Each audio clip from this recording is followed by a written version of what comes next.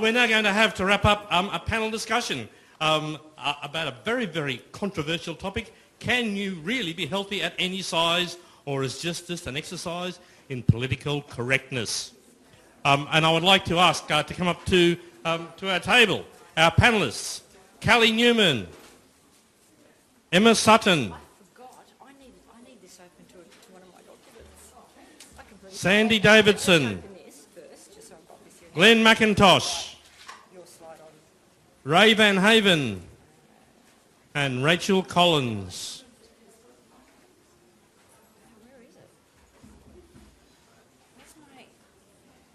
Our panel of experts is taking their place. You have 2 microphones that I'll ask you to be generous and share with each other. Did you put that at the end of my slides, did you? Yeah. Sorry, I just forgot. That's all right. Forgot, not used to it. Too easy, mate. Helena, are you happy to? Yeah, I'm happy to. I'll hand the panel across to you. Thank you. Oh, can I? Oh, yeah, No, you've got one. Okay. I think what the best thing to do is I'm just going to let each panellist introduce themselves so that you know who they are, what their background is. And then I'm going to start by asking Glenn to actually define the topic and what we're really talking about. The question here is, can you be healthy at any size, or is that just an exercise in political correctness? This is not the same as a movement, for want of a better word, or a practice known as health at any size. Now, the distinction is subtle, but I'm going to let Glenn define that for us and kick things off. And then it's going to be, a dynamic, interactive thing. I've got plenty of questions I can ask and that I've already been given, but whoever's here, feel free to, once they've introduced themselves and just spent a couple of minutes just talking a little bit about their stance, then let's open it up and have a lively discussion. So we'll do it chronologically, just your name and where you're from, and then once everyone's named themselves, then Glenn can start with a definition. Hi everyone, I'm Sandy Davidson. I'm the program lead in nutrition medicine and general knowledge. I'm Kelly Newman. I'm accredited practicing dietitian at Scientific Creative Health. I'm Emma Sutton. I'm a communication and marketing consultant, and I have a blog about my own weight loss from 120 kilos.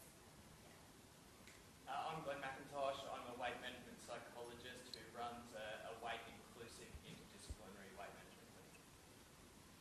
Ray Van Haven, I'm the managing director of a company called Delight Food, and our most famous product is Slendia. Hi, I'm Rachel Collins. I'm the director of Discover Health, and I'm a naturopath, nutritionist, personal trainer, and I also work with people with severe heart and lung problems. Thank you. So Glenn, let's kick this off and you can define what we're actually talking about here. Okay, well that was what we were just talking about in the break. The question of this discussion is, can you be healthy at every size, or is that just an exercise in political correctness? But Helena and I were talking, and we think there might even be a more important question as to what we think of a move to a health at every size paradigm. So there are sort of 2 questions here. How good a predictor of health is our weight? And then if it is, what do we think of the various treatments, including the health at every size treatment? Because I've got the microphone, I might just give my opinion on this. Can you also define what have you heard of HAES? Yeah. Health at every size. Yeah, absolutely. Okay. So health at every size is a movement. It's a good word for it. It's a paradigm shift away from weight. And the main principles of health at every size are body acceptance and acceptance of size diversity. So if you're doing pure health at every size, weight loss is not an aim. Health at every size practitioners don't pursue weight loss. If the person loses weight, they don't actually encourage that. If the person comes in and says, I've lost weight, the health at every size practitioner will say, well, tell me about how you feel and focus on other things. Another principle of it is developing a sustainable relationship with food, so a healthy relationship with food rather than a dieting mentality. Another principle of it is developing a positive relationship with physical activity, not beating your body into a certain weight or shape, but taking care of yourself and doing exercise not because it will help you reach a certain weight, just because you enjoy it or it's a good part of your day. The final principle of health at every size is about community. We live in a community where weight is one of the few still socially acceptable stigmas, and building a community that will seek to reduce that stigma. And I think that's probably the best explanation of health at every size that I can give, but they really are, the purists in health at every size are looking for a complete paradigm shift. I find it interesting that I'm constantly talking in my professional workshops and with health professionals about advocating for health at every size. I don't go quite so far as to be 100% purist, and I'm arguing on the other side with the health at every size practitioners, because they really do believe that we should take weight out of the equation completely, and I don't know that we should necessarily go that far. Great. Are there any questions at this point already? Okay, then I might ask Ray, can you tell us, do you think body mass index is an outdated measure of a person's health status? Yeah, BMI is only one way to look at your health and your weight and your size. In my opinion, it's an incomplete way to do it. There's many more indicators that will indicate how healthy you are at whatever the sizes that you are. In our view, the BMI is one of those things that gives you a rough understanding of where you're at on a scale, but it's an imperfect scale. As such, you would have to look at body structure, whether you're a sportsman or not. Obviously, muscle is heavier than fat. Those type of issues all play a role. And BMI doesn't indicate whether you would be healthy in terms of what your risk is for, say, heart disease or any other health and weight-related illnesses that might come up, or diabetes at some stage.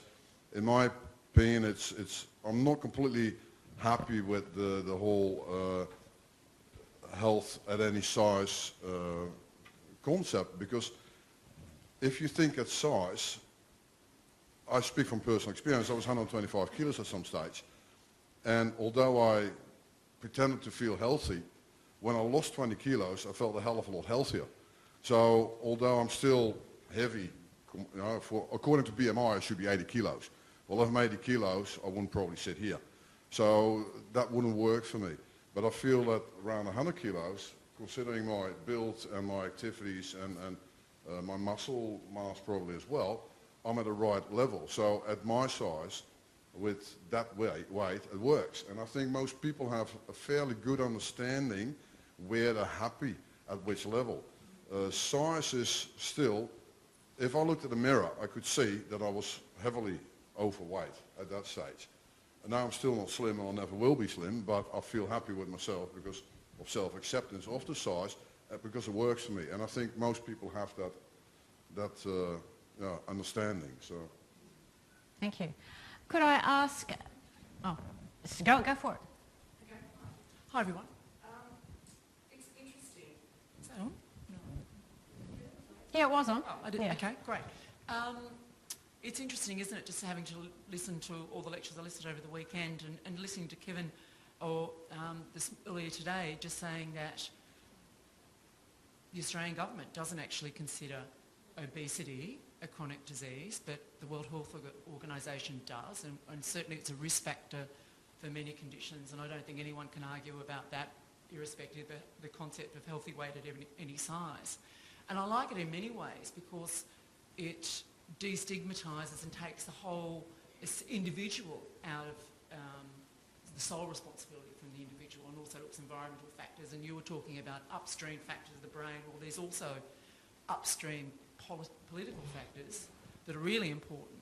And my concern with regard to a concept of healthy weight at any size, and if that's actually adopted in, let's say, mainstream medicine and allied health, is that basically letting government off the hook to some extent and basically not making the changes that they may need to make in order to actually really affect population health. Because overweight and obesity at 63% prevalence in the Australian population is a huge problem. Mm. What can I can you give us an example or two of one of the most powerful things the government can do? What changes? I mean, I guess there's been lots of different sort of, from a public health point of view, there's been taxes on taxes on junk food, but even a simple thing like they removed junk food advertising from children's programs. Why don't we just remove junk food from television and mainstream advertising completely?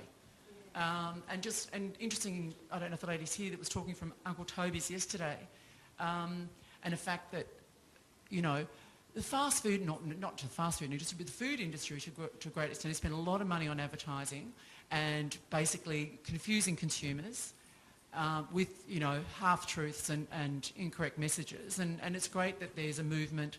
It's great we've got the Healthy Star rating in. It's great we've got a movement towards actually improving and offering better choices, so lower sodium and so forth.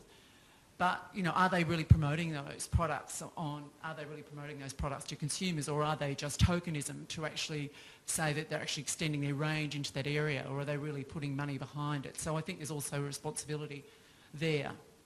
I think there's lots of things that, lots of policy changes that could occur, a bit like the tobacco phenomenon. Certainly. I was just going to say, I think it actually highlights a very important conception and also probably a very important misconception about the health at every size approach. So the health at every size advocates are definitely campaigning for a lot of changes to food and the physical activity in the obesogenic environment. And I think a lot of people, without the complete understanding of health at every size, believe that we're running the risk of letting people off the hook. But definitely health at every size, when it's done properly, is a call to action. There are changes in behaviour, there are changes in eating, there are changes in physical activity, not the changes that you would see if you're doing a typical weight loss program. People tend to become more incidentally active, and not the same changes in eating. You find people become more attuned to their hunger and fullness. There's less restrained eating, which the psychologists in the room will know is a big predictor of a lot of psychopathology and weight regain. So it definitely is a real call to change. It's just a different type of change. Kelly, I can see you nodding, and I know that you're very active in this practice. Can you tell us... Oh, sorry. C-A-L-L-E-E. Yeah. Sorry, Kelly, yeah. Sorry. Both of you, actually. You're both practising, very much practising the health at every size. Can you tell us, are there measurable changes in people? Like, is it making a dent in obesity? Okay, so they feel better about themselves. I'm just being devil's advocate here. They're feeling better about themselves, but is their health actually improving in a measurable way? There's definitely lots of evidence to support, I guess, the health at every size approach to, I guess, treating obesity or helping people to make those healthy changes. And we know that there's lots of evidence to show that it's those health behaviours that are probably just as important as maybe losing weight, if not more important. And I think I see that a lot in my practice. In terms of if we take the focus off weight, we allow people to maybe make better choices around how they can manage their health, their diabetes. We see blood sugar levels improve, things like also blood pressure improvements, more engagement in physical activity and enjoying food and getting out of, I guess, this binge eating cycle and that restrictive behaviour and everything that happens as well. So there's improvement not just physically in terms of a lot of those metabolic factors, but also psychologically as well. I see improvements in variety of foods that people are eating and them wanting to make the choice, wanting to make a healthier choice because they value themselves more. Yeah. Great. Can I just add to that really quickly? Helena and I were talking in the break about a particular study that Linda Bacon, who's really the pioneer of health at every size, did, and it's actually, she allowed me to put it on my website under our approaches, health at every size, and it showed all of those changes that Kelly just mentioned, with the changes in the metabolic health, the changes in the psychological health, and even the changes in the non-eating psychopathology, so improvements in depression and self-esteem, all without a change in weight. And that the body mass index, the average BMI of the person in that study was 35, and the standard deviation was about 5. So you can pretty much show a very well-conducted study, controlled trial versus a very good diet, if there is such a thing, the LEARN program. And it showed a much better outcome than that particular diet up to 2 years. The diet showed what you'd typically expect, great results for the first 6 months, and then at 2 years they'd all reversed or gotten worse. Rachel, can I just ask you? Yeah. Add your comment, but if you could also include an answer to this question.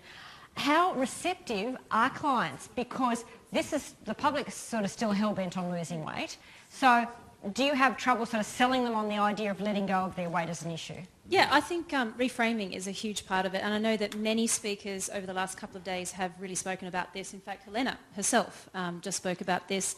You know, wanting to focus on the right things, and a lot of people haven't learnt to do that because they've spent a lifetime of doing the other stuff, being told, don't do that, don't, go there, don't eat those foods, you'll have this happen to you, and the fear, the frustration of fear and all those other things that are negative emotions.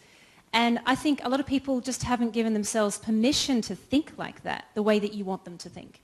So if I say to them, listen, I think that you could have a much better quality of life, if we do this, and it may be a weight loss program, not that I necessarily call it that, but it may just be an improvement in their overall health. And they just need to be able to see that that can be the way they can think, rather than, oh my God, I have to do this thing because I've got to do this in a particular way. And I think with this healthy at any weight thing, I think that is a great starting point. If somebody has a weight issue in your eyes as a clinician, and maybe they've come to you even saying that, they may need to start with the self-acceptance, and not just, as you said, necessarily loving their body as it is, but being able to appreciate it and being grateful for the fact that it works, that they can do what they do with their body. And then they find the reason to be. They find the reason that they want to make that body even better and themselves even better. It's a vehicle really for allowing them to be on this planet. And in the end, I think that everybody, and I say this to my clients all the time, we're all here to share who we are with the world and that the amazing gift that's within us. And it sometimes gets squashed underneath, whether it's, excess body fat or whether it's other things, the emotions and everything else. And sometimes that's just the thing that we need to do, is just allow them permission to lift that off and to see that there is hope and there's a better way to share themselves. Emma, we haven't heard from you. How does all this apply to your journey? Yeah. Did you feel healthy at any size? No. Okay. No, I'm 5'2" and I was 120 kilos and I'd been overweight since I was an early teenager. I definitely didn't feel healthy at that size, and there's no way I could delude myself that I was. The numbers inside my body and my physical and mental life outside would not support that. Now I guess I'm about 43 kilos lighter than I was, and still doing that. I am past the 2-year point that you just mentioned that maybe people go back at, and I still am kind of slowly and steadily losing weight. So my approach was definitely, I appreciate a lot of what you're saying with wellness. It was a lot about, reducing stress in my life, getting lots more sleep, completely changing my sleep patterns from 5 hours a night to 8.5 now. Changing jobs so that I was in a better position to look after myself and prioritise myself. And all those things had to happen. But at the same time, we're not kidding ourselves. I wasn't kidding myself. I had to change the food I ate and what I did every day. And sometimes when I read that, the HAES, the movement, when I was in, my late 20s, I'm mid-30s now, and wondered if, this was me, I was going to be extremely overweight for life, and could I buy into this rhetoric? Would it work for me? And I couldn't. I've got a master's degree in health promotion, so I'm not ignorant to various kind of epidemiological evidence about my own situation. But so I guess I never would say from my experience that a lot of, you talked about BMI before, I use a whole stack of measures to assess my own wellness, and that is, like, hands down, the biggest change in my life is my mental health. But obviously my physical health. So the kilos matter, whether or not it's that in BMI or whatever, but my body fat percentage matter. My resting heart rate changed by 40 points. My blood pressure is 117 over 77. My cholesterol's gone into an incredibly healthy range. I rode 50 Ks this morning. I can run 10 Ks in an hour, and I can deadlift 70 kilos. All those things make up my health, and not just, because if someone had just said, be it just the psychological side, which is that sort of HAES stance, it's not enough. The reality was I had to actually make epic change in my life with food, epic change with my movement, to change my wellness and my health profile. Can you just take us back a step? What triggered that? Like most people hearing that story would go, oh, I can't change my job, I can't do this, I can't get more sleep because I've got a new... What triggered the capacity or the decision which then led to the capacity to make all those major changes? Well, I didn't make them all at exactly the same time. First up, that would have been hard. But actually, it's a little bit, I didn't hit rock bottom, I didn't have an epiphany. My friend did an intervention. She actually stopped in the kitchen of her house and said, this is an intervention. Here's a card for a personal trainer and wellness coach I've been seeing, my husband's been seeing. He's the real deal. He understands physiology. I had plantar fasciitis at the time. I could hardly stand. She said, you're the most miserable you have been. We'd been friends since we're 15. By this time we're early 30s. And what's going to happen is, Emma, you're going to call him in the next 5 days, and if you don't, he's going to call you. And then we kept doing what we were doing, and I mumbled and made a few protestations, and I didn't call, and he text messaged, I just ignored it. But really, I'd been living in London for a decade. I come back to Australia. I had a new job, which was fine. I was at the Wesley Hospital. I didn't really know that many people because I'd been away for a decade, had a lot of time on my hands because my social life was different. And really, there were no excuses. I had a job. I had the money to do it. She gave a good recommendation. He did ring. I felt rude not to ring back, so I rang back. And I made an appointment and...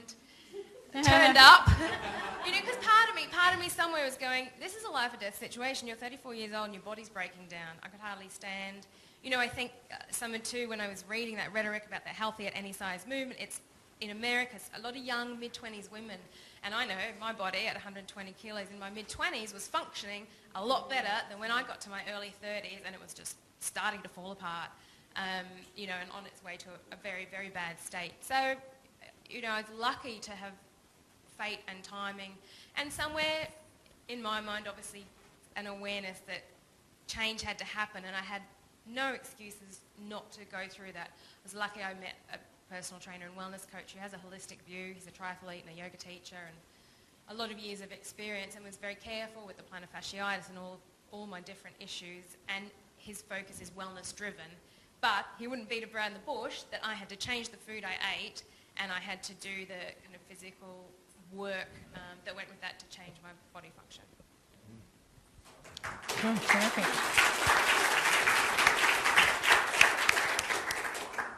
I'd just like to make a couple of points, and it's related to your story and also what you mentioned to Rachel about, well, what do you get, like a lot of us are practitioners, what happens if you get someone in your room that is not receptive to health at every size ideas? So if you came to see me at that stage and I started talking to you about the health at every size rhetoric, you'd be out the door. And this is, I suppose, one of the reasons why I'm paradoxically constantly advocating for health at every size, but also arguing with the health at every size purists, is that the approach that I try to take with my clients like you actually fairly closely mimics the approach that you've taken. You haven't had a sole weight loss focus. That's a big part of it for you. And to be honest, if you were my client, we'd be working to make that smaller. But what I do with my clients is I allow them, if they need to set a weight goal after, what we try to do is be aware that both of us have a weight bias. We both have a tendency, the client and I, to naturally assume that the weight is an issue, and we actually have a conversation in a curious way and try and figure out to what extent it is an issue. And then if the person decides they really need to then set a weight goal, then the approach that I follow is they're allowed to set one weight goal, and it has to be in the context of at least 3 other goals that might be related to their psychological health or their work or other things that are important to them. And I just heard that when you said, look, I had to change my job, I had to change my sleep. You didn't go and see the commando. You went and saw someone who was into yoga and holistic wellness, and I think that... And also, he's everything, this guy. I never set a weight goal. It was just progress in a constant way over a whole set of measures. I still don't... People say, what's your goal? And I'm, maybe 60 kilos. We'll see. It's really about, for me, probably body fat percentage is most useful. But Can I say something here? Because I actually think that for a lot of people, they need the hard word once in a while. I remember that my wife told me, you're just bloody fat, and that's it. And you have to go 100 kilos. So you have to lose 25 kilos. And I don't care how you do it, you just do it. Because I don't want you to become diabetic. I don't like the few of you. You're too fat, you can't walk anymore. If we want to have kids, etc., etc. So there was a whole bunch of reasons there for me to change my life around. And I had nothing to do, of course I was stressed, and of course I work too much, and of course I don't sleep enough, and of course I'm a comfort eater, and I like my sweets. And there's a million excuses not to do something, but there's also a million reasons to do something. I think if you turn that around, so you get away from the why wouldn't I do it, and that's the I accept my size, yeah, great, but that is not good enough. It's a bit like, being mediocre. That's the way I feel. Like I can be mediocre in my life, and a lot of people can be, and be kind of okay with that. But if you want to do as much with your life as you can, then you want to explore the opportunities that you have. And in order to do that, you have to be sometimes really tough with yourself. And if you can't do it yourself, you need somebody else to kick your bum and get it over and done with. So I think there's different ways to do it. And some things will glance way my word for some people. That wouldn't work for me, because for me it will be too softy. I'm too black and white. If you tell me I have to weigh 100 kilos, okay, I'm going to walk, I'm going to swim, I'm going to eat differently, I'm going to look for different products, and I'm trying to stay away from the Scotch and Coke and you name it, and the peanuts, and I'll get there, And I think I needed that goal, otherwise it would all be up in the pie in the sky stuff. So it's, I think there's a lot of different ways to work differently for different people. There is a question. Do you mind if we just get one question? Well, and then probably toss more it? of a statement. I've never found people that have come to our business and said they're happy being fat, and the message I'm getting here is be happy in any size. And I remember 30 years ago when the health pyramid came out and they had all the carbohydrates on the bottom, and that wasn't done through any science. It was the US Agricultural Department getting together, and the multinationals got together and they said, man, we've got it now, we'll get all the cereal and the sugar in there, and now they've turned up the pyramid the other way. And if we go along with this fat at any size or happy at any size, what's the government? They've got no incentive to change the rules. The manufacturers say, keep it up, guys, we'll keep you fat, it doesn't matter. And I think you've got to set a standard. I mean, people aren't happy being fat. I don't know anyone who's happy being fat. So we've got to try and set a standard and show them that you can change your health, you can improve your health. And it's a desirable thing to do, and incentivise it, and encouragement and gratitude and all the other stuff you've talked about. But I don't think that being fat at any size or being happy at any size is the way to go. It's my opinion. Would someone like to respond? I think a few people want to respond. But I guess from my perspective, being, a dietitian and probably quite a psychologically minded dietitian as that as well, you have to, part of that is that you need to address why they're not happy with their size. We can't just say, oh, here's a diet and go and lose weight, because we know the majority of those people are going to regain that weight. We haven't actually addressed the issue.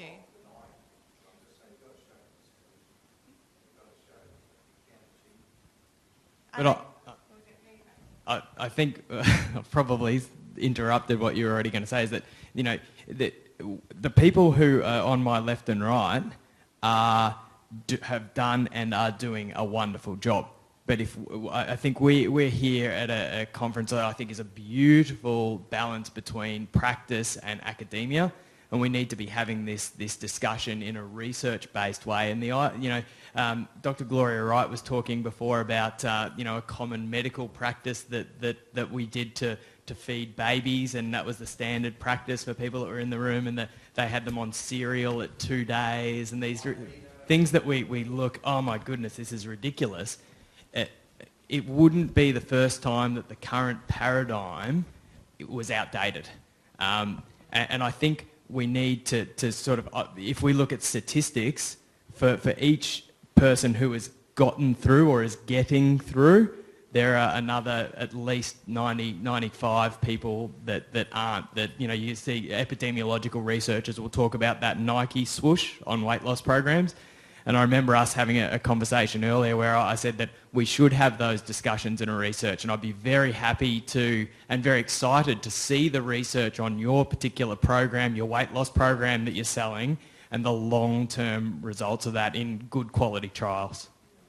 I saw another question, so we'll go on to. Hi, I'm an accredited practicing dietitian as well, and I health promotion nutritionist, and I work for the government, so I've got my KPIs, and one of them is weight.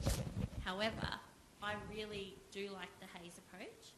So how we run our lifestyle modification programs is we look at blood pressure, we look at cholesterol, we look at waist circumference, we look at OSD risk or blood sugar levels, fasting or HbA1c. And we compare those at the start and the end, and it's much better to have a client focused on their health goal rather than a weight goal. To me, weight's just a number. And no numbers, like, you can't really differentiate between a healthy number and an unhealthy number. BMI is not accurate. So in regards to the question about government, we are currently looking at different KPIs, different ways to measure things, whether it's quantitative or qualitative data. So, yeah, feedback scales, all of that sort of stuff. So I think the government will still be accountable. It's just how we measure it will be different. So much more holistic. I also think there's a practical side to it. I mean, let's be honest, if 25% of the population is overweight or obese, I should say obese, and more than 50% of the population is overweight, we can't expect 50% of the population to go in counselling in order to solve their problems, because there's a financial limitation to it. I was approached by the Consul General from Chile, where they have massive obesity issues as well.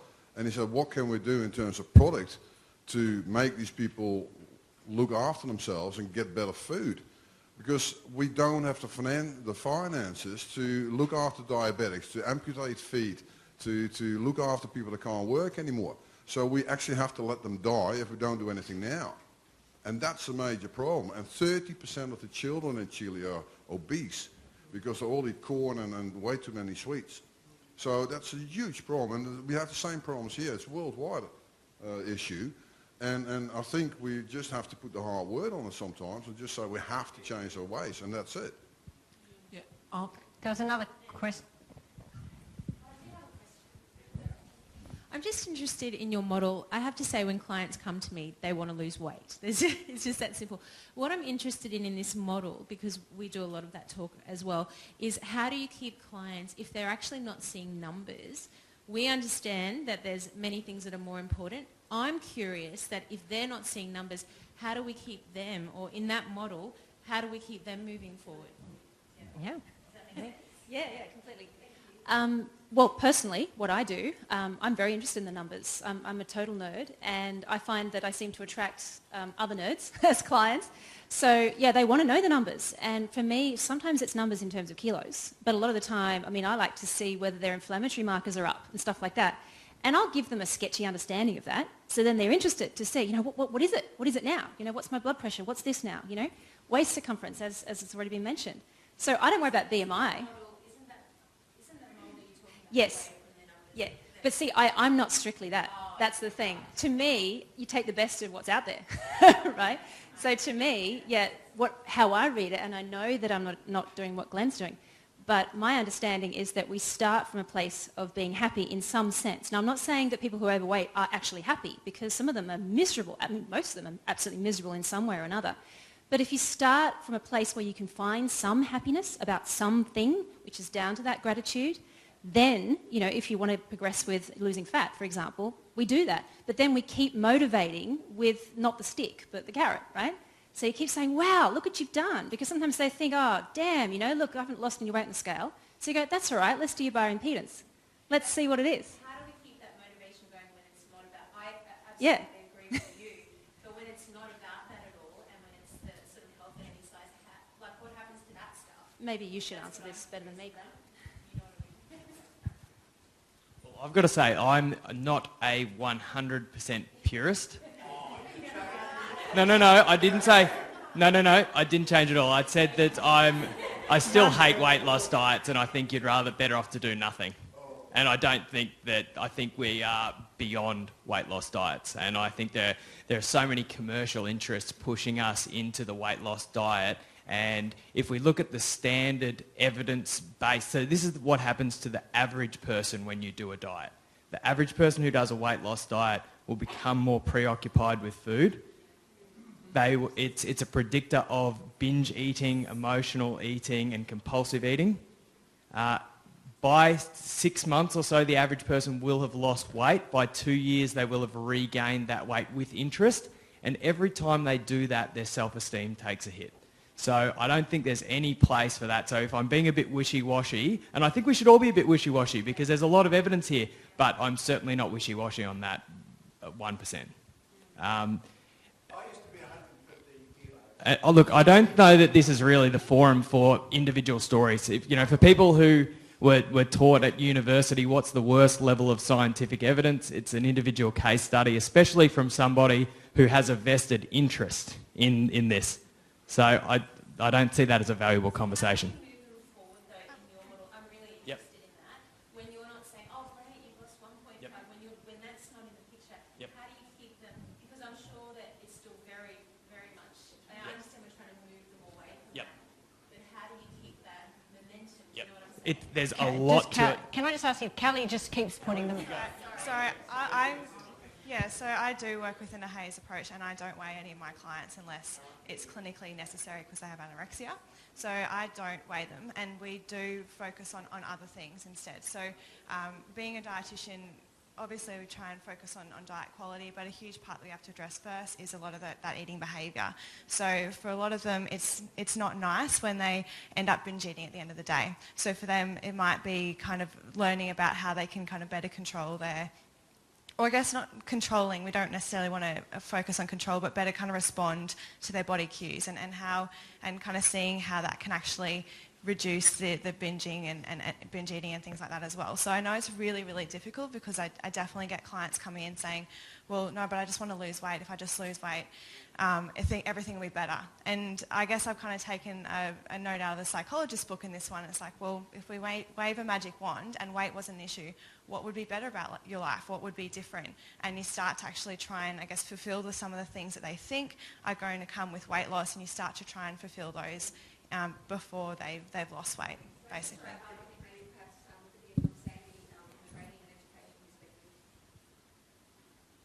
And then we'll have 2 more questions, and I think we're running out of time. But those 2 people with their hands up, we will ask your question.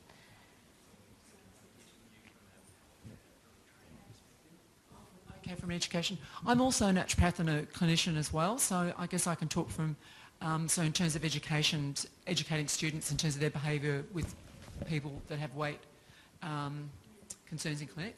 Look, I think it's really important. I think everything that's been covered here over the last 2 days has been just fantastic, and I think what healthy weight at any size is a great concept, and I support it. And I think basically putting in measures and dietary change that actually changes metabolic markers and basically improves, blood chemistry and what have you is fantastic. And if people lose a bit of weight in the process of that, I think that's also really important. So from an education point of view, I guess what is being the program leader, it's really important for me to attend conferences like this. It's very important for me to be up to date with your research in a whole range of capacity to make sure that students that are coming, that are being educated on current concepts, and as we know now, not basically myths or practice, that occurred 20 years ago, which is really different from what's happening today.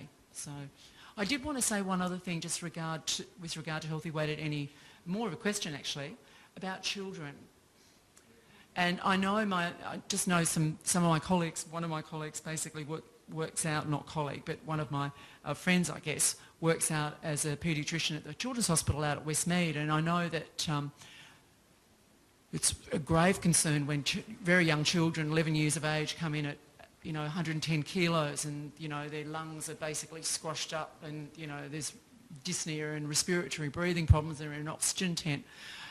How does this work with children?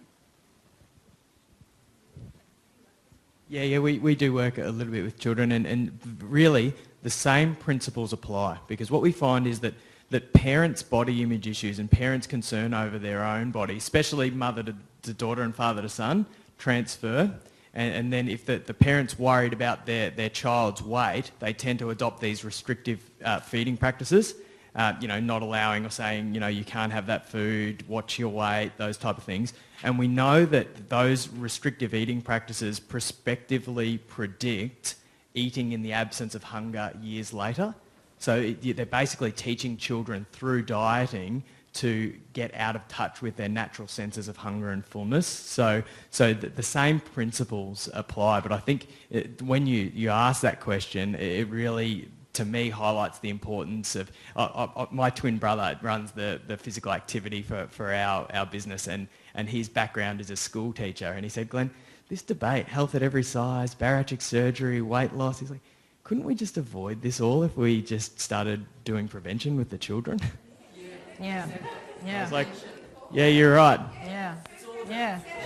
So really quickly, question here and then question there. Actually, Glenn just basically tapped on that. Education, I find basically when I'm doing my presentations, and I'm a chef by the way, and I'm a health chef, and probably one of the very few out there, but people just don't know how to cook these days. Yeah. They just don't get the education at school. They do not.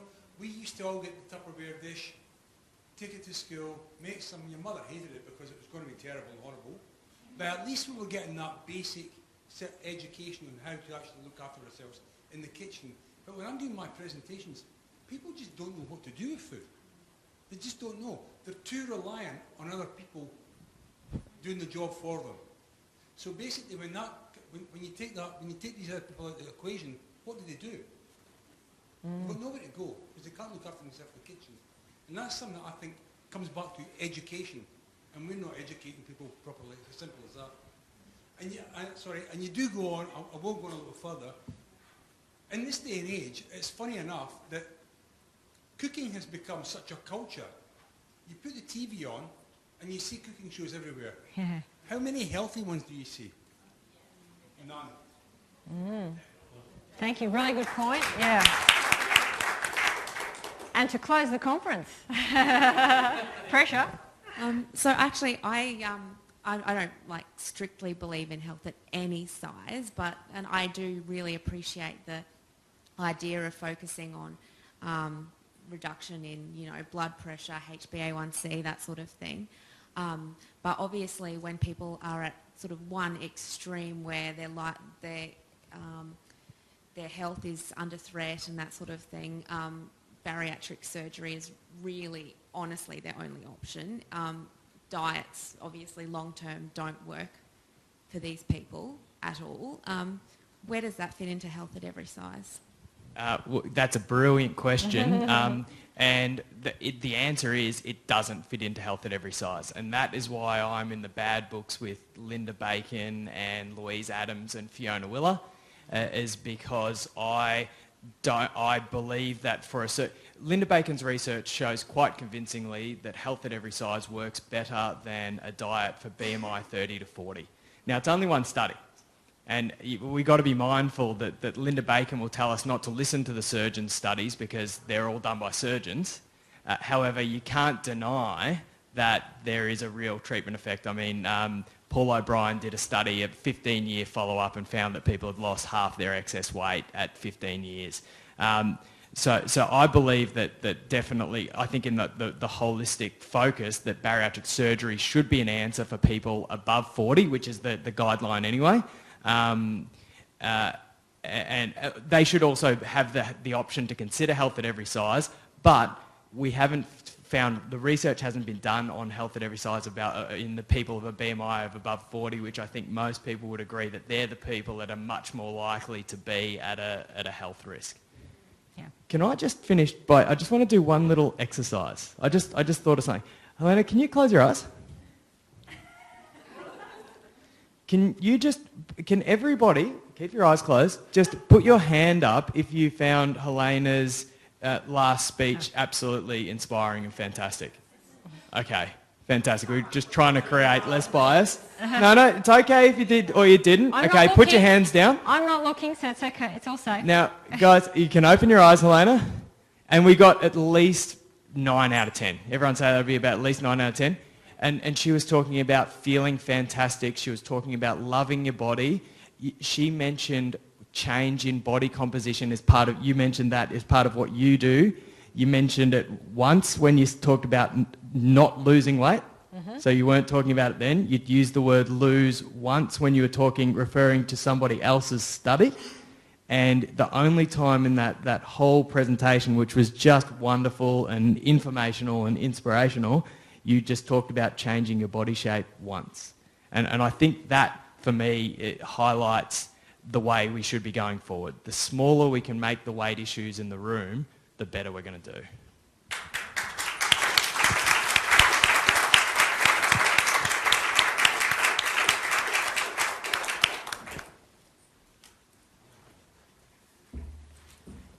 And with the skill of Tony Jones running a Q&A show, Helena Popovich moderated a beautiful discussion there. Please thank Helena. And as their panellists make their way back to their seats, please join with me in thanking Rachel Collins, Ray Van Haven, Glenn Mackintosh, Emma Sutton, Callie Newman, and Sandy Davidson.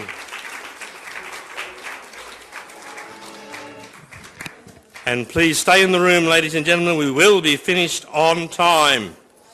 There are a couple of thank yous we need to make at the end of an event such as this.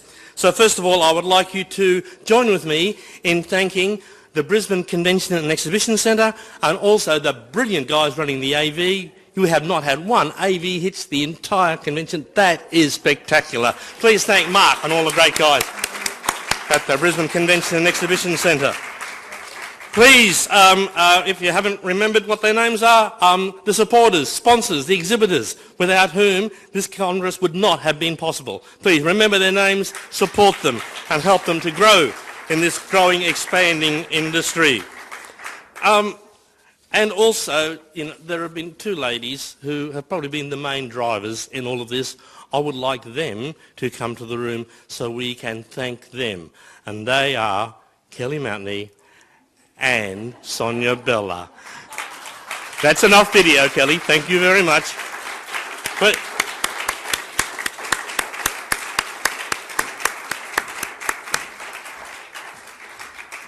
Sonia and Kelly, listening to the delegates, this has been a beautiful blend, and I'm pinching some words from Glenn there, a beautiful blend of academia and practice. We have had dynamic speakers, we've had leading edge science, we've had brilliant networking, and all of that was only possible because of these two ladies. Please join with me again in thanking Sonia and Kelly.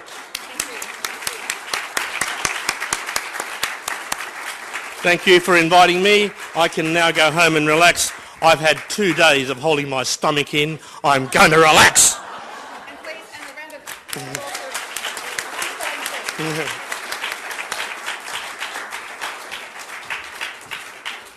Final comments, ladies and gentlemen. This Congress has been the start of a great conversation. But if I can quote Martin Luther King, this is not the end, this is the beginning.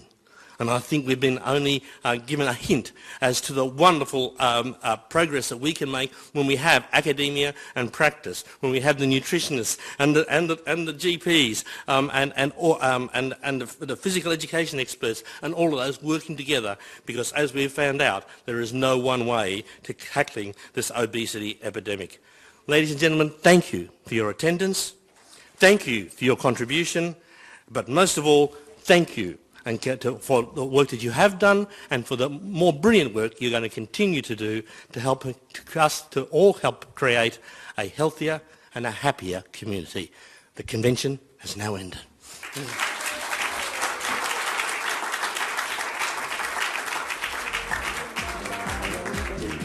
And wherever you've come from, please come from, please come from, please come from, please come from, please come from, please come from, please come from, please come from, please come from, please come from, please come from, please come from, please come from, please come from, please come from, please come from, please come from, please come from, please, come from, please, come from, please, come from, please, come from, please, come from, please, come from, please, come